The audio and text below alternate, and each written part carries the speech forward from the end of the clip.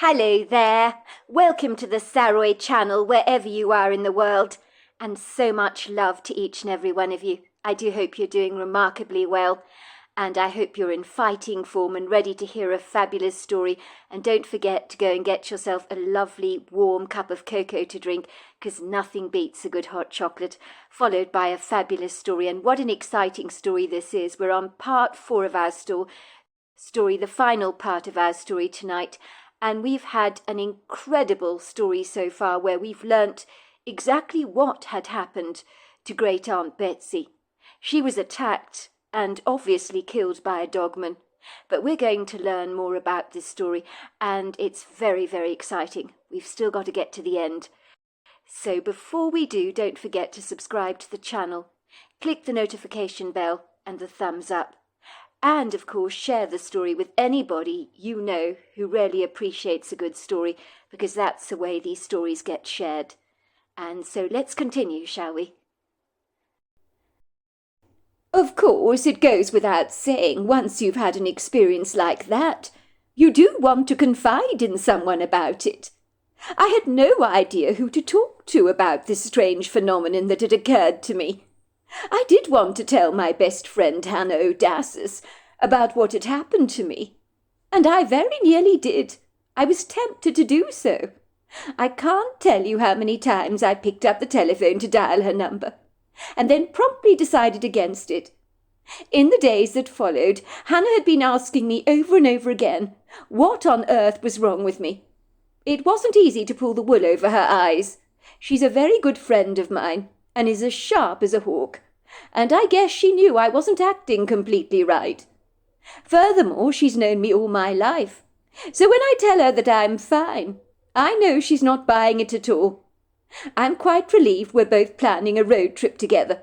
It'll be good to get away from this thing, as I know it's out there, in the woodgrove, watching me. I don't believe it's done with me yet.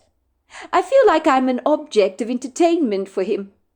I thought of calling the sheriff's office. I was tempted to do so, to tell the sheriff my bizarre, rather incongruous story, of which I am quite sure he would not believe. I'm sure he would struggle to believe any of it, and how can I blame him for that? I knew he would think I was a delusional, rather batty old lady. He'd probably give me these pitying looks, and say all the right things to humour me. But I know underneath it all, he'd think I'd lost my marbles. I was beginning to doubt what had happened to me. So how in the world would I get anybody else to believe my unlikely story? I knew after that terrifying encounter, I'd not be going out into the woodgrove again. I just couldn't. That thing could potentially be out there, and next time he might just kill me. He would certainly be waiting to toy with me again. I thought that even if I didn't venture into the grove again, this thing would still bother me, and I have a sense it'll do just that. He's having way too much fun with me. I'm writing this all down, dear diary, to get a sense of perspective over everything, to try and make sense of the torment that I'm currently going through. I'm not sure talking about this is helping me at all, or even writing it down. It seems to make the anguish far greater. But thank you, dear diary, for listening. I did need someone to talk to, even if you are only a book of plain paper, from which I can write down all my thoughts. At the very least, I'm grateful for that. 4 days later, dear diary. As I predicted, my dear diary, it's been happening all over again. I knew I hadn't seen the last of this horrendous creature. What on earth is it? That's what I would like to know, because I have no comprehensions that things like this actually exist in our reality. But I know unequivocally that they do. It is at night that this awful creature is creeping up to my window and knocking against it. He peers in at me through the living room glass sliding doors. I will not say this lightly, but I am so dreadfully affrighted by this thing. And let's just say this, he's enjoying every bit of my fear, as if he's getting off on it. It was on Thursday night I saw the creature again. He was looking at me through the glass sliding doors of my living room. knocking on the window to get my attention, and of course he got it. I heard a very strange squirming, hissing sound. That was when I realized to my horror that this god-awful creature had snatched Greta, my cat, and Greta was wiggling in his arms, trying to escape his hard and very powerful hold over her. I truly thought he was going to rip Greta apart in front of my very eyes. I think he knew Greta was my cat, and he wanted to cause me grievous pain by ripping her apart in front of me, and that is clearly what he intended to do. That was part of his insidious, treacherous plan, playing these kind of cruel games on me. I let out the most dreadful scream that even frightened me, because I've never heard a sound coming out of my mouth like that before. I didn't even know the sound belonged to me. The creature was so taken aback by the noise coming out of my mouth that his eyes widened. He accidentally loosened his grip on Greta, and thank God Greta managed to escape his hold. She shot through the cat flap in our kitchen. Deeply traumatized she was, poor thing. I think she knew she'd lost one of her 9 lives. I ran out of the house, this time without any fear, with my rifle in my hand, and I shot after this thing. My anger completely overcame my fear in that moment. I fired several shots after this creature, but he hurriedly ran into the woods like a bullet. I have decided that I simply refuse to allow this thing, whatever it is, to intimidate me any longer. I've had quite enough of this thing playing these awful games with me. I am absolutely going to kill it, if it's the last thing I do. That thing had the audacity to almost tear my little friend Greta apart. He's gone too far this time. I've had about as much of that creature as I can take. I'm going to go after this monster and kill it myself. I'm not going to have this thing toying with me any more, or robbing me of enjoying my life to the fullest, or making me now become a prisoner in my own home. I miss my walks in the woodgrove. I miss the freedom I normally have. This thing is so intimidating, but honestly, I don't care about that anymore. All I care about is killing it and wiping it off the face of the earth, because the earth will be a better place without this thing around. I'm going to get the better of it, come what may. I will only be satisfied once I've got his dead body and buried it under the old oak tree in the backyard. I need, of course, to get my affairs in order, in case I don't make it, and I am fully aware there's a real possibility that I won't. I can't underestimate this hideously grotesque thing. It's crafty, clever, cunning, and definitely playing mind games with me, like the devil did with Eve in the Garden of Eden. I remind myself that I am an old woman, and that Rose will look after Greta if anything untoward were to happen to me. Rose, if you ever get to read this, it means one thing, that I'm probably dead. Probably by the hands of this insidious creature. But I want to thank you for taking good care of Greta for me, because I know you will. I hope you will be able to take care of this thing, if he remains in the woodgrove. Perhaps there is someone you know who might go after him and kill him, because he needs to be taken out, let me tell you. I intend to give this diary entry to my solicitor, Mr. Herringbone. So if this thing does get the better of me, you understand why I died in bizarre circumstances. You might, of course, never find my body. I have no idea what will happen to me. But if my body is missing, it's likely that this thing has taken me somewhere. I hope you never get to read this, or ever learn about this nasty thing that came into my life, rather like a malignant cancer, determined to destroy me and take me down. I'm sure it'll go away once it's had its fun with me, but you can't be too careful. It could still be out there. If I kill this thing, I will take this diary entry back from Mr. Herringbone, so that you will never ever know about it, and then this story will remain with me and my diary forever. I've had a good life, but if this thing kills me, I can only hope it'll be quick. I keep giving myself soothing self-talk, People in town are beginning to notice this about me. They're looking at me suspiciously, as if they sense something is up with me. But how can I possibly confide in anyone about this? Please don't be mad at me, Rose, for not sharing any of this with you. Don't any of you be mad at me. I am quite sure I'm not alone out there. Other people like myself have probably had similar encounters with creatures like this.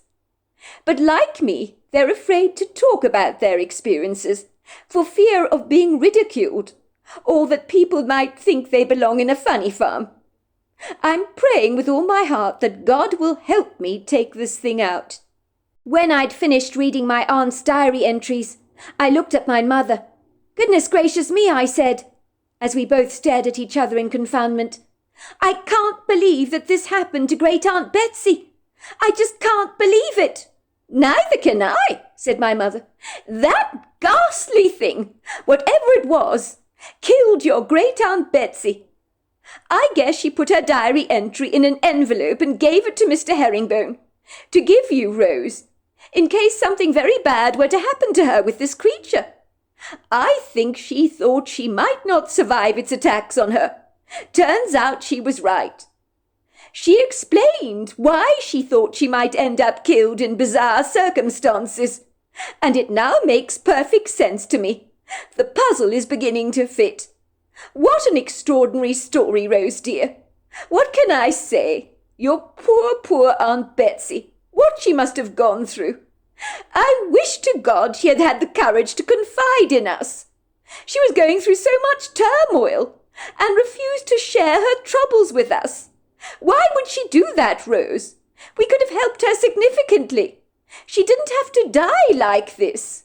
Maybe something could have been done about that creature to take it out. I looked at my mother square in the face. But, Mum, if Great Aunt Betsy told you the story about a big wolf-like humanoid monster that was trying to kill her, would you actually believe her? Or would you think she was going balmy? Admit it, you would. If she told me a similar story, I'd also think she was losing her mind, going senile perhaps, because of her old age. It's easy to jump to those kind of conclusions. My mother's gaze refused to meet mine. I probably would have thought that she had imagined the whole thing. I do admit it. There you go, I said triumphantly. That's why she didn't tell anyone. I know I wouldn't dare tell a soul if that happened to me, and I'm not even old. But I almost certainly believe her now, my mother quickly interjected. There is no doubt in my mind that this hideous beast killed your Great Aunt Betsy. It saddens me greatly that she felt she couldn't confide in anyone. She must have been going through hell at the time. And this thing very nearly killed Greta. Thank goodness Greta escaped its clutches. It probably intended to eat the cat in front of your Great Aunt Betsy, to cause her maximum distress. Your aunt really believed this thing was playing games with her. But she certainly became bold. She wasn't afraid to go after it any more. And I do commend her for that. But unfortunately her courage backfired against her. And that saddens me deeply. Well, this thing did upset her, Mum, there's no doubt about that. I do think the final straw for Great Aunt Betsy was when it tried to tear Greta apart. I guess Great Aunt Betsy just had had enough. You can hear by her diary entry that she was determined to take this thing out. The sheriff did find Aunt Betsy's rifle lying on the wrap-around porch, you know, and that he found very odd. Yes, I remember he said so, didn't he? He said it concerned him seeing a loaded rifle along with a plethora of shells lying so casually on your great-aunt's Adirondack table on the porch, as it's very dangerous to have firearms lying around so casually. You know Aunt Betsy. She was a shrewd woman. She'd never leave stuff lying around like that. What are you saying, Mum? I'm saying she must have run out of the house to chase after this thing, whatever it was, with her firearm. I guess she must have been on the wrap-around porch with her rifle, aiming it at the creature. Perhaps it pounced on her unawares and dragged her directly into the wood grove and killed her. That's why the sheriff found her deceased body lying in the woods. What a state it was in! That is what killed her. I think the creature took great delight in gouging out your great-aunt Betsy's eyes. Out of their sockets, I mean, and draping her intestines all over the tree. Do you know what I think? I don't think he wanted to eat her, Rose. Think about it. Remember when Max Weatherspoon had all his chickens' heads chopped off by a fox? Lying all over the chicken coop they were. So many heads, all dismembered. He was so dreadfully upset about it all. He realized he'd failed to close the chicken coop. Blamed himself for years, he did. The chickens were easy prey for that fox. He didn't eat all the chickens, only one. It was just a game for him to snap off their heads. So the following morning Max was greeted to a very macabre sight, blood everywhere. I think likewise this creature, whatever it is that great-aunt Betsy encountered, enjoyed toying with her very much, having fun with her, causing her a significant amount of distress, and then finally choosing to kill her. She was not food for him. It was all a big game. I think he wanted to make a statement, rather like people in a war zone, when they believe they've defeated the enemy. I've seen pictures of the Taliban dancing around dead American soldiers, you know, with glee on their faces. This thing got some kind of high from killing great-aunt Betsy, like a euphoric, drug-like rush of some kind. I don't know what we're going to do, my mother continued. You have been walking in the wood grove, Rose, not knowing any of this. But this thing could still be around, couldn't it? It does impose a very serious threat to us if it is. What if it's watching us? God forbid, Rose, if something were to happen to you. I couldn't cope with that. My mother suddenly burst into tears, as if the gravity of learning how great-aunt Betsy had finally met her end had really got to her. Mum, please don't cry. I hate seeing you so upset, I said, handing her a box of tissues quickly. My mother extracted a tissue and blew her nose very loudly in it. I'm so scared, she said to me, her eyes growing wide with grievous concern. It has been so lovely living here, in your great-aunt Betsy's beautiful home. We could never have afforded a place like this on our own. I understand why your great-aunt Betsy loved living here so much. Everything was going so well for us, and now we hear about this. I am so concerned that that thing could be out there. What if it comes after us, Rose? Maybe we have to move away after all. Sell great-aunt Betsy's place.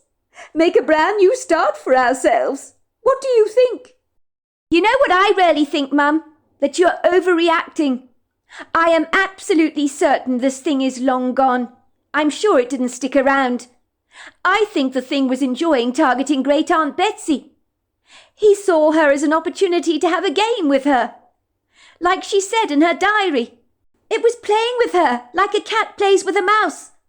Great-aunt Betsy, I'm afraid to say, was that poor mouse. She didn't stand a chance. He played with her until he got bored, and that's when he killed her.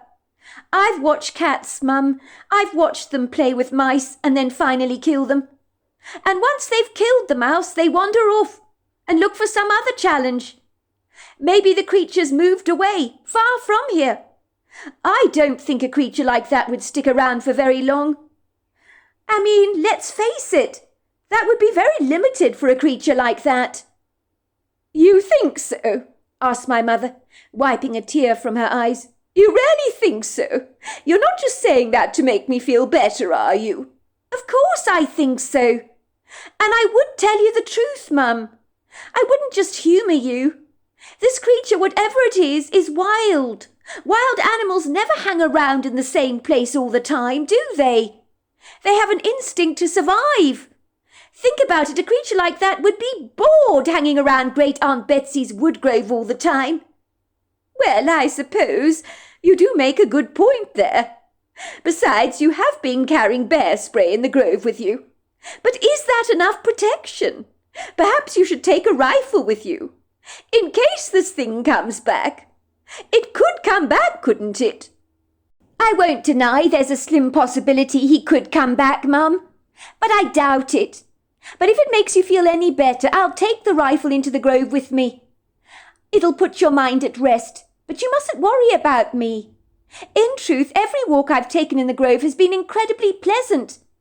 And look at Greta, I said, pointing to my great-aunt Betsy's cat, who had settled down on a cushion on the Adirondack chair and appeared to be preening herself. That thing nearly killed her. I'm sure if it was around, Greta would refuse to leave the house, let alone be sitting here on the Adirondack chair, preening herself. Cats are clever, Mum. They sense things. They pick up on energy. Remember Aunt Betsy said this creature had a nasty, repugnant smell. And if he were around, Greta would probably be cowering in the house right now, hiding under the bed. I'm sure she'd recognize the scent of that creature and know it meant danger. Well, I suppose that's another thought. But you haven't seen anything strange when you've been walking in those woods, have you? My mother asked me. Absolutely not, Mum. I'd tell you if I had. I think if that thing was out there, I'd also sense it, just like Great-Aunt Betsy did, and I'd certainly smell it a mile away. But if it does come back, I will kill it, I said confidently. I won't hesitate to kill it. That thing killed Great-Aunt Betsy. It needs dealing with. My mother looked at me doubtfully. I don't think that's a good idea, love. I really don't. This thing is clever. Very clever. It could easily get the better of you. If it did come back, we'd have to call for help. 5 years later, I'm happy to say that me and my mother were still contentedly living in Great-Aunt Betsy's fabulous home. I had never lived in a more perfect place before, with such prepossessing, beguiling views. I could perfectly understand why Great-Aunt Betsy felt extremely privileged living there, because we felt that way too. Life was incredibly good for us, and especially having no financial problems made things so much better. My mother was seeing a wonderful man in town called Duffy, who was head over heels in love with her. Duffy was treating her like a princess, wining and dining her all the time, and taking her out to fabulous places. My mother was naturally taking things very slowly with him, but I had never seen her look so happy in a long time. I had started dating a lovely man called Paul, who really did treat me well. Life had never looked better for me. I had shed Barlow off my life like an old skin from a snake, and I didn't miss him at all. I had been set free since that divorce. I had also shed an excess of weight. I was almost as slim as my mother now. I had not been following any weight loss diets. I guess the weight just fell off me, because I didn't need to eat to excess anymore. Nor did I carry around Snicker bars in my purse to feast on when I became unduly overwhelmed or depressed. I realized my overeating problem had had a lot to do with my obvious unhappiness of being married to Barlow. I've come to the realization that deep down I must have always been aware of his infidelity, but refused to admit it to myself. If ever I did see Barlow in town, it wasn't very often, and he'd walk past me on the opposite side of the road and barely acknowledge me. But I understood he'd been through more women than I'd had hot dinners, so I was very glad he was out of my life for good. I genuinely pitied any woman who ended up with the likes of him. The only regret I had was that I'd ever married him in the first place, but youthful naivety, ignorance, along with a handsome face, can lure you right in like a crab being caught in a fisherman's cage. Me and my mother talked a lot about Great-Aunt Betsy, but instead of talking about how she died, we talked about how she lived. Together we enjoyed many nostalgic memories of the wonderful times we'd spent together as a family. I had really enjoyed living with my mother over this tumultuous period, when in our grief we both bonded and supported each other. We were now closer than ever. My mother had become my very best friend. After doing much research on what it was that killed Aunt Betsy, I came to the swift conclusion that it was a dog man that must have killed her. My mother was of course concerned for a long time that this hideous thing would come back, and this thought troubled her for a long while, until she thought about the matter no more. I was sure that the dog man had long gone, and would ultimately never come back. I believed that Great-Aunt Betsy's death had been one of those dreadful tragedies that you can make no sense of. Me and my mother kept our lips tightly sealed about how Great-Aunt Betsy had died. It seemed better for us to just let it all go. The only person we shared the secret with was, of course, Great-Aunt Betsy's best friend, Hannah Odassis. We believed she needed to know how Great-Aunt Betsy had met her end. We knew that Hannah Odassis was being tormented and tortured by memories of my great-aunt being deeply troubled and disquieted by something which she refused to share with Hannah.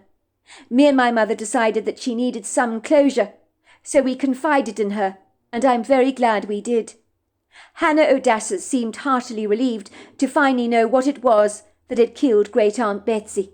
"A dog man," she said, looking at me and my mother in confoundment, on an evening when she had joined us for cocktails on the porch as the sun set. "Oh, goodness gracious! Oh, poor Betsy! Of course she mentioned none of this to me, and I so wish she had. Goodness gracious me! How horrific!" "It's not personal, Hannah," I assured her. "I think Great-Aunt Betsy was worried that if she shared this with you, you might believe she belonged in a funny farm. You can't blame her for that." "That woman is an absolute— well, I don't know," said Hannah Odassis, rolling her eyes in exasperation. "She's the end. I've known your Great-Aunt Betsy for years. We grew up together. Why wouldn't she tell me any of this? I would have believed her, absolutely. Your Great-Aunt Betsy has never lied a single day in her life. Of course I would have believed her. Not only that, I'd have got my husband involved, along with his two beefy friends. I'd have got them to search that entire wood grove and take that thing out for her. If she'd confided in us, this hideous monster might be dead, and your Great-Aunt Betsy still alive. Why, oh, why did she not confide in me?" Hannah Odassis eventually told her husband our story. Her husband and her two beefy friends, both who were bikers covered in tattoos, searched the wood grove for any signs of the creature, and agreed it was long gone. Over the course of those 5 years, me and my mother were happily distracted with our new relationships, and thought very little about the dog man that had tormented Great-Aunt Betsy. Great-Aunt Betsy's cat Greta was never afraid to go exploring the woods, and I knew if there were changes in the cat's demeanour, that was when I should pay attention. One night, 5 years after Aunt Betsy's death, I woke up in the middle of the night feeling incredibly thirsty. It had been a warm, muggy night during a hot summer. I guess I was rather dehydrated, after drinking a couple of glasses of wine earlier that evening with my mother, while sitting on the wraparound porch as we watched the sunset. We'd enjoyed a pleasant girly evening together without our boyfriends. But how I wished I hadn't been persuaded by my mother to drink that extra glass of wine. My head was now feeling thick as a consequence, and I didn't feel great. I've never been terribly good with more than one glass of wine.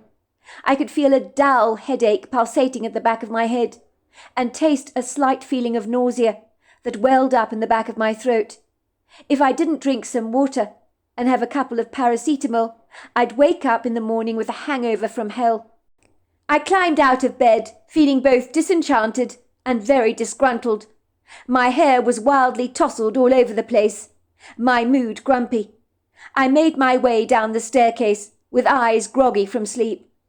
Once I reached the kitchen, I pulled out a packet of paracetamol from the top cupboard. I tucked a couple of pills at the back of my throat and swallowed them down with a glass of water. I had not even bothered to put the kitchen light on, as the light of the full moon cast its pearly prisms through the kitchen, so I could see reasonably well. I've never liked to put on the household lights when I get out of bed, as the bright light is so invasive. It makes me feel very uncomfortable. All of a sudden I heard this strange howling noise, and I thought to myself, what the hell is that? I briefly glanced out of the kitchen window, and I kid you not, there standing out in our yard on the outdoor table that we use for outdoor barbecues was what I believe to be the dog man that had killed Great-Aunt Betsy. This dog man was sitting on its haunches on the table, staring up at the full moon and howling. I have never seen anything like it before or since. I didn't hesitate to do what Great-Aunt Betsy had intended to do years before. I grabbed the rifle from the rifle cabinet, loaded it, and discreetly crept out of doors, and then I began to ease my way towards the side wall of the house, This thing, I'm glad to say, did not see me. I aimed the rifle at him as he was wailing up at the moon. I knew I'd hit the creature because it let out an agonizing yelp. Blood began to spurt everywhere. It ran hurriedly back into the woods, and then it dropped down to the ground and collapsed. I had successfully killed this thing, and I absolutely know that this was the thing that had killed Great Aunt Betsy. It had come back to its old haunting ground. I felt so happy. I hurriedly went back into the house and woke my mother up out of a very deep sleep. We both began to dance around the dead thing, which we buried in the late hours of the night. And I have never felt so satisfied by anything before. I knew we would feel safe from now on. So there you are. That's my story. Wow, what an incredible story. I so enjoyed that. Until next time, goodbye and good night.